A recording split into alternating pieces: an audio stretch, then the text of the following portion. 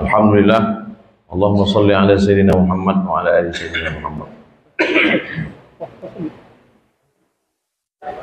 Bagaimana cara mengganti sholat fardu yang tertinggal dulu sebelum bertaubat?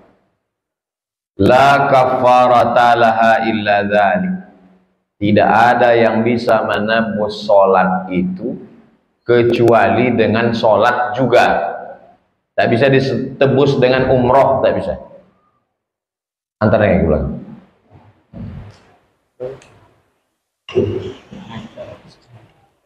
Tak bisa ditebus dengan sholat sunat taubat, tak bisa.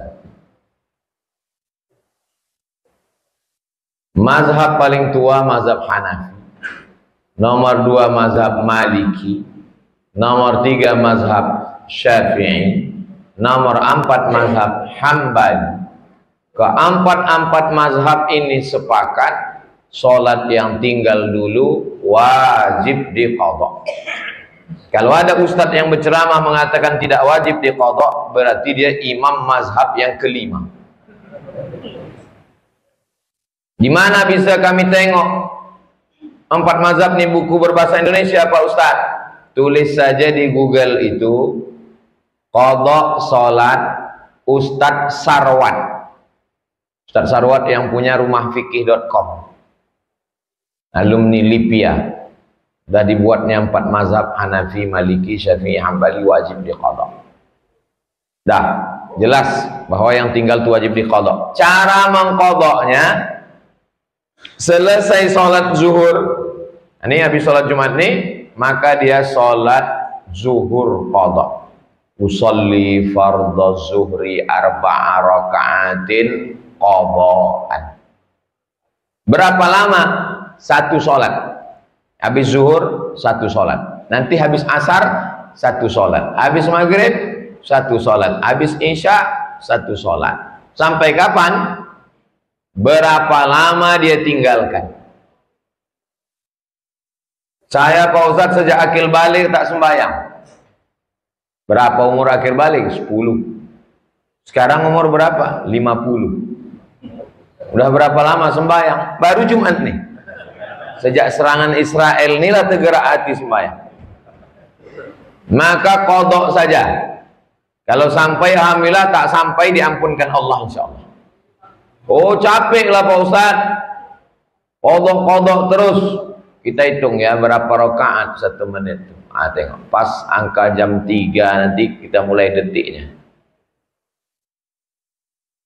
Allahu Akbar, Allahu Akbar kabira walhamdulillahi katsiran wa subhanallahi bukratan wa asila. Wajjahtu wajhiya alladhi fatara as-samawati wal arda hanifan musliman wa ma ana minal musyrikin. Inna salati wa nusuki wa mahyaya wa mamati lillahi rabbil alamin la syarika lahu wa bidzalika umirtu wa ana minal muslimin. Bismillahirrahmanirrahim. Alhamdulillahi rabbil alamin arrahmanir rahim maliki yaumiddin. Iyyaka na'budu wa iyyaka nasta'in. Shiratal mustaqim shiratal ladzina an'amta 'alaihim ghairil maghdubi 'alaihim waladdallin. Amin.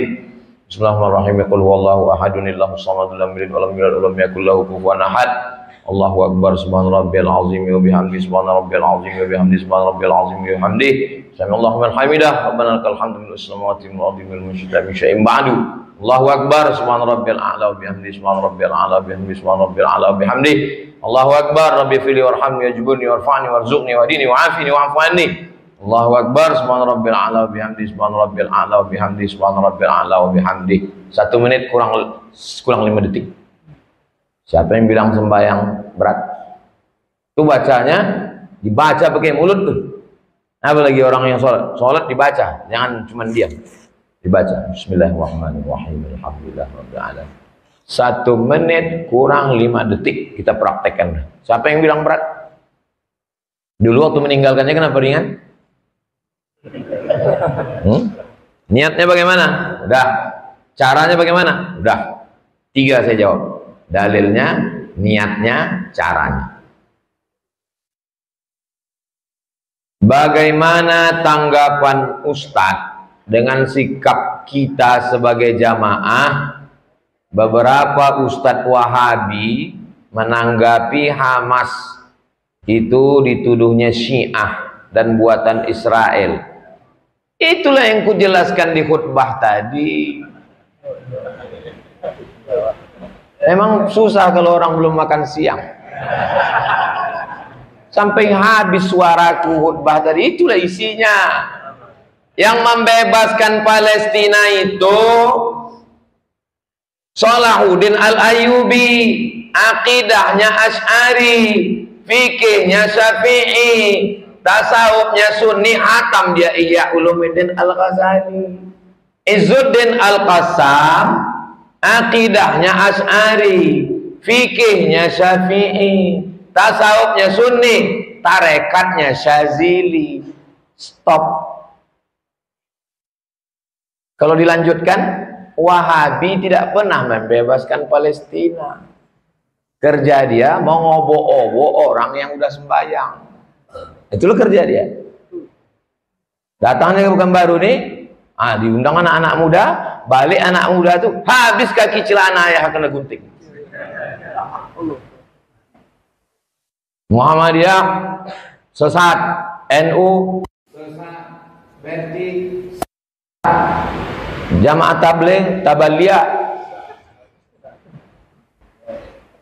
Dipanggil MUI Kampar, minta maaf. Itulah pula antum dengarkan. Menyuruh rakyat Palestina hijrah dari negerinya. Dialah yang buatan Israel itu. Dialah yang buatan Israel itu. Karena menyuruh orang Palestina pindah. Orang Palestina tak mau pindah. Kami mau mati syahid di sini. Andai semua kalian orang dunia ini tak menolong kami tetap di sini. Sejak 1946 sampai sekarang ada orang itu, angka kelahiran tinggi, bom meletup di rumah ini meletup juga.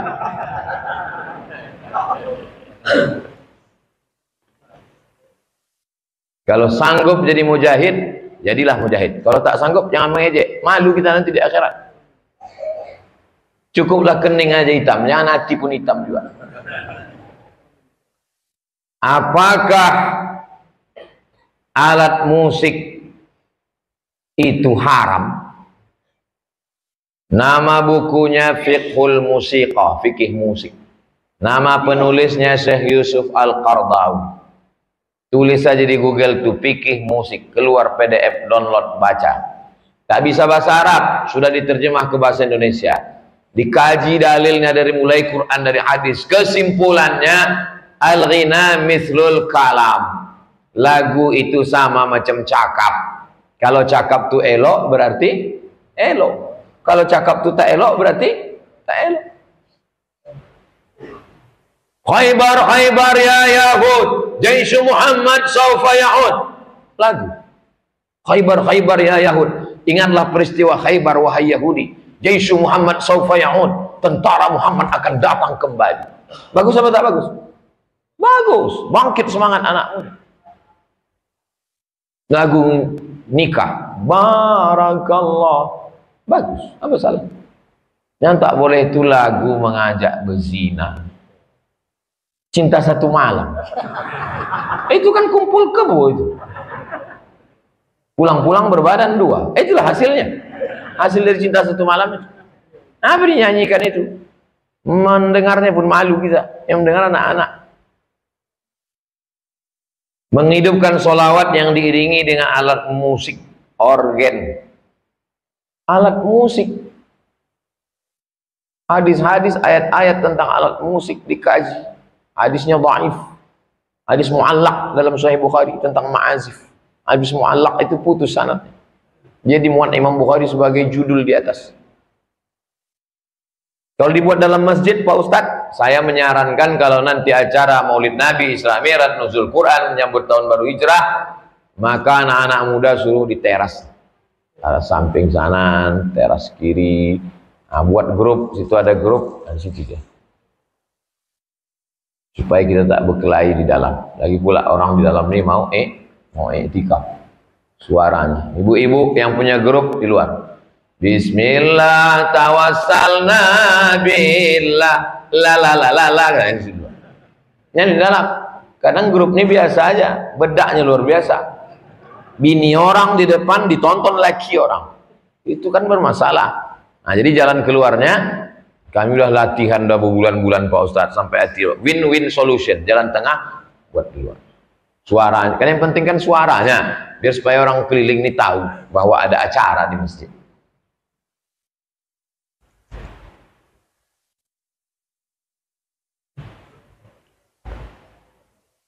Alhamdulillah masjid musola yang ada di Pekanbaru setiap waktu full majelis ilmu dengan para ustadz.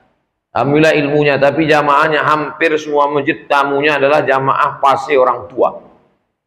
Para pemuda anak penerus Islam lebih doyan ke kafe yang menjamur di setiap pelosok. Doyan Android, sedih kita 2 tahun 5 tahun ke depan masjid akan sepi. Karena generasi tua akan lambat cepat akan wafat. Di Lok Semawe ada namanya Ustadz Damanhur, Dr. Damanhur, membuat acara namanya ngopi, ngobrol perkara iman. Dibuat acaranya di kafe. Jadi diminta, Pak kafe kami izin ya, kasih 1 jam. Nah, jadi antum anak-anak muda minta di mana kafe, minta acara, tanya jawab, ngopi, ngobrol perkara iman. Habis 5 menit lagu, sholawat. Habis 5 menit lagu, lagu-lagu religi opik, lagu religi Afgan, lagu religi Pasha Ungu. Kan banyak tuh lagu religi, diselang-selingi. Itu hanya pintu masuknya aja. Kalau anak muda ini udah sadar, nanti ujung-ujungnya akan ke masjid. Ustadz-ustadz yang khusus untuk anak muda, Ustadz Anan Taki, Ustadz Taki Malik, Ustadz Muzammil. Ini Ustadz Muzammil sedang di Pekanbaru nih. Nanti malam beliau yang imam di An-Nur. Nah, jadi buatkan khusus program hijrah. Anak-anak muda yang suka motor, dibuatkan khusus untuk anak muda. Bikers subuhan, bersama-sama. Anak muda ini mesti dikelola dengan baik, buatkan khusus. Karena kalau tidak, habis anak muda Pekanbaru nih, kena narkoba macam-macam. Itulah kaji kita pada siang hari ini.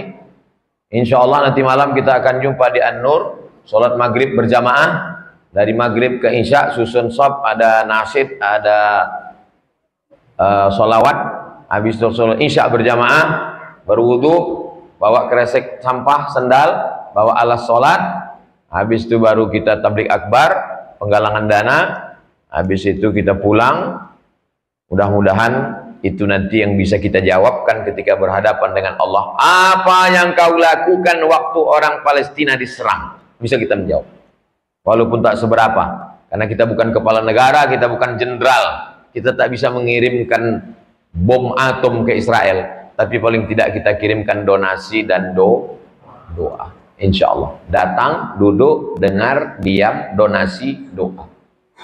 Itu pun tak bisa, pergi ke jembatan Leton, terjun, mati aja, tak ada guna kita hidup lagi. Untuk niat yang baik-baik, mudah-mudahan kita istiqomah iman dan Islam ala hazihin niyah, ya. Pencerahan terkait 100 tahun setelah peruntukan Turki Utsmani itu kan 1924 kan. Nah, menurut beberapa riwayat akan ada 100 tahun lagi kebangkitan. Nah, persis di tahun 2024. Sejak kapan kita pakai kalender Masehi? Sejak kapan kita pakai kalender Masehi? Turki Utsmani 1924, sekarang 2024. Sejak kapan kita pakai kalender Masehi? Kita pakai kalender Hijriah. Masehi itu kita pakai sejak bergabung dengan PBB, United Nation. Setiap negara punya kalender. Sekjen PBB bingung membuat kalender, dimintanya lah ke Vatikan. Datang Paus, dikasihnya lah Gregorius kalender. Karena Paus Gregorius membuat kalender namanya Gregorian kalender. Jadi kalau ada ustadz yang ceramah sekarang 100 tahun akan bangkit, ya untuk membangkitkan semangat tak apa-apa. Setiap 100 tahun akan lahir mujahid. Imam Syafi'i di awal tahun hijrah. Imam Syafi'i meninggal 204. Maka disebut dia sebagai mujaddid. Al-Ghazali dianggap sebagai mujaddid, pembaharu. 505. Biasanya angka kematiannya di awal-awal. Berarti 1400 sekian, 1500 sekian. Sekarang 1445. Bukan di awal. Banyak sekarang orang, saya kalau berceramah, ayat, hadis, fatwa ulama. Tak keluar dari 3 itu. Ayat, hadis, ulama. Orang sekarang banyak ambil ayat, ambil hadis, cocok-cocokkan. Namanya cocokologi. Dan yang mendengar pun cocok aja deh, cocok aja gitu. Jangan begitu. Dua bantahannya. Sejak kapan kita pakai kalender Masehi? Yang kedua, semua mujaddid itu lahirnya, meninggalnya, atau kehidupannya itu di awal. Sedangkan kita sekarang di 1445. Dia hampir di ujung. Tapi kita tetap, kalau untuk motivasi tak apa-apa. Motivasi. Tapi motivasi bagi saya, kita sekolahkan anak kita TK Quran, SD Quran, SMP Quran, SMA Quran. Habis itu terserah dia mau jadi psikolog, dokter spesialis, pengacara, polisi, tentara. Yang penting nanti dia menolong agama Allah. Jangan terlalu berharap pada yang ngawang-ngawang. Banyak orang sekarang yang ada nih tak dibentuknya yang ngawang-ngawang, yang masih rahasia Allah. Masalah Imam Mahdi, masalah mujaddid, itu serahkan aja pada Allah. Yang ada nih aja kita urus. Buka TK, rumah Quran. Kami buka tadi sebelum kemari kindergarten Jalan Bakti, ngapal Quran. Di Jalan Lili, di Jalan Paus, di Rimbo Panjang, di Palas. Itulah Yayasan Tabung Wakaf Umat. Saya lebih suka yang real nih. Adapun kedatangan Imam Mahdi, mujaddid, itu urusan Allah yang akan mengirim. Kalau kita fokus pada yang ada nih, itu dikirim Allah, alhamdulillah. Kalau kita tidak fokus pada yang ada nih, asik mikir yang itu, nanti kita terlalu menduga-duga. Muncul orang, ini jangan-jangan ini Imam Mahdi. Ini Imam Mahdi. Saya berapa kali orang berbisik ke saya, Ustadz lah Imam Mahdi. Langsung saya jawab, saya imam sholat. Imam Mahdi ada, mujaddid ada. Pertanyaan Ustadz, karena itu adalah yang ada di pikiran sebagian orang. Kita fokus pada yang ada. Yayasan Tabung Wakaf Umat fokus pada yang ada. Bahwa Imam Mahdi ada, Nabi Isa ada, akan turun, itu urusan Allah Subhanahu wa taala. Kita habiskan energi kita pada yang ngurus ada. Mudah-mudahan dengan masalah Palestina ini makin banyak orang Riau yang mewakafkan tanahnya untuk buka rumah Quran. Selama ini banyak juga yang wakaf, tapi tanah bermasalah. Assalamualaikum Ustaz. Waalaikumsalam warahmatullahi wabarakatuh. Saya seorang pelakon. Kalau kita berlakon harus pegang tangan, tidak berlapik. Adakah haram? Ini agak susah sikit.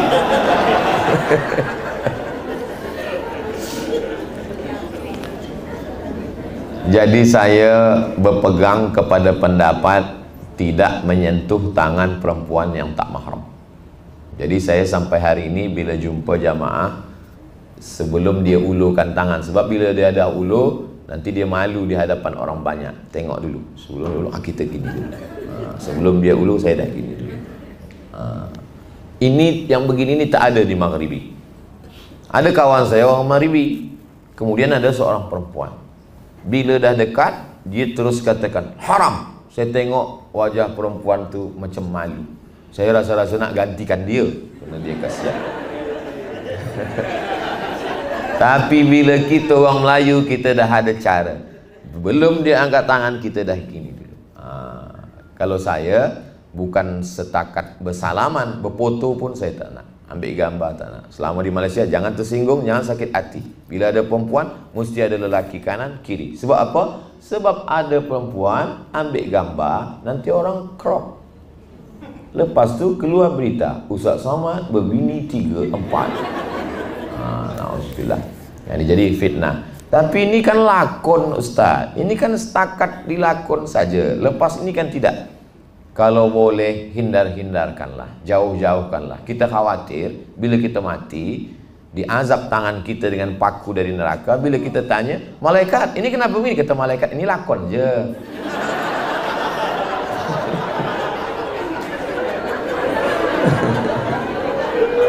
Jadi kalau boleh elak-elakkan. Bila ada yang tawarkan nak filem, baca dulu senario, baca tengok. Ni boleh. Saya ambil filem ni ustaz. Filem tentang apa? Tentang seorang isteri kena penyakit menular. Dia tak boleh sentuh. Bila dia sentuh, kata istrinya, jangan engkau sentuh aku sayang.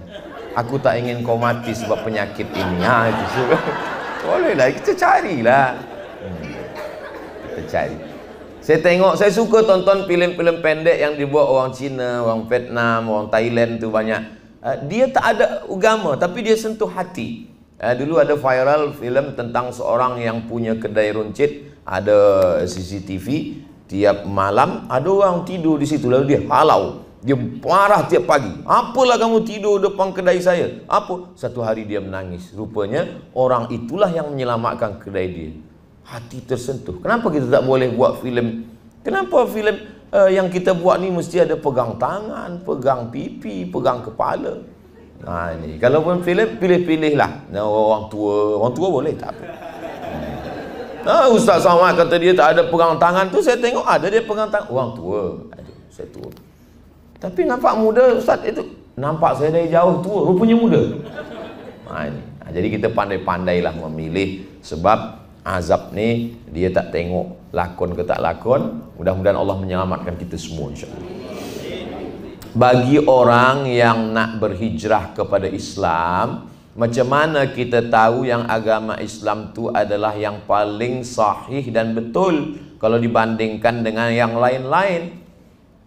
Yang pertama, bahwa Allah mengatakan dalam Quran, Innad dina indallahil Islam. Agama diridai Allah, Islam.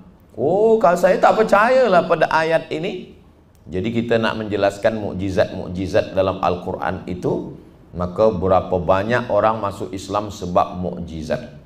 Dia dapat hadiah, gift Quran. Terima kasih, dia bawa balik ke rumah. Sampai di rumah, dia tengok, dia buka ayat tentang Iqtarabatis sa'atu wan syaqqal qamar. Hari kiamat dah dekat, al-qamar, bulan terbelah. Bila dia buka Quran tentang ayat itu, dia tonton di televisyen, di TV, berita tentang NASA Amerika menemukan bahwa bulan pernah terbelah. Ada jurang yang dalam, bulat, seakan-akan bulan pernah terbelah. Dia tonton TV, dia tengok itu. Sebab itu dia masuk Islam. Jadi mukjizat akhir, Allah berjanji, sanurihim ayatina, kami akan tunjukkan ayat-ayat tanda-tanda kebesaran kami. Jadi bila kita cakap Islam ni agama yang betul, mana betulnya Islam?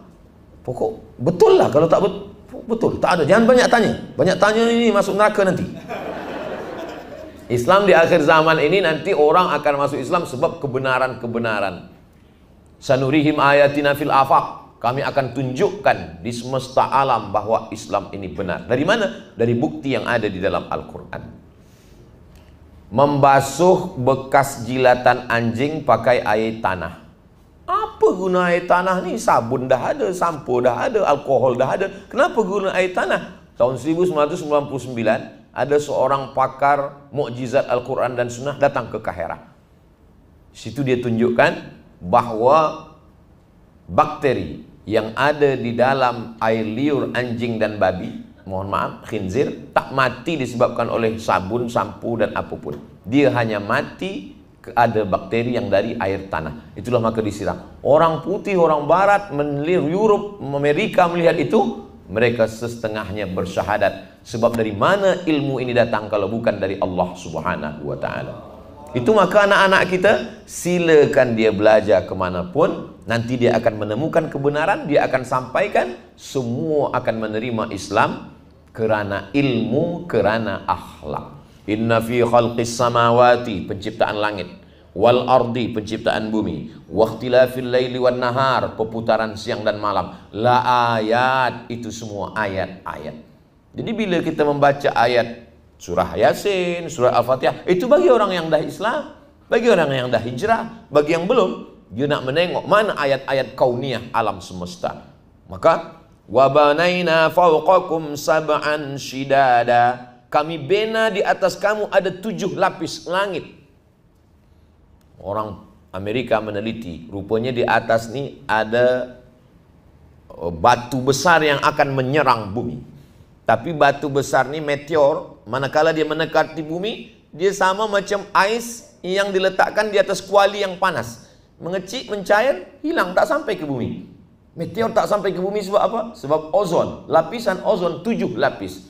Bila dia Media baca, Islam Rizky Allahu TV. Akbar, 7 lapis. Dari mana Nabi Muhammad tahu 7 lapis? Bainahuma barzakhun la yabghiyan. Antara air laut Selat Melaka dengan air sungai yang ada di Semenanjung, yabghiyan, la yabghiyan, tak berjumpa. Kalaulah air laut itu masuk ke sungai yang ada di Semenanjung, maka matilah kita semua. Kita boleh hidup 3 bulan kalau tak ada nasi. Kita boleh hidup 3 hari saja kalau tak ada air. Kita hanya hidup 3 detik kalau tak ada harapan. Maka orang yang putus harapan, cepat dia mati.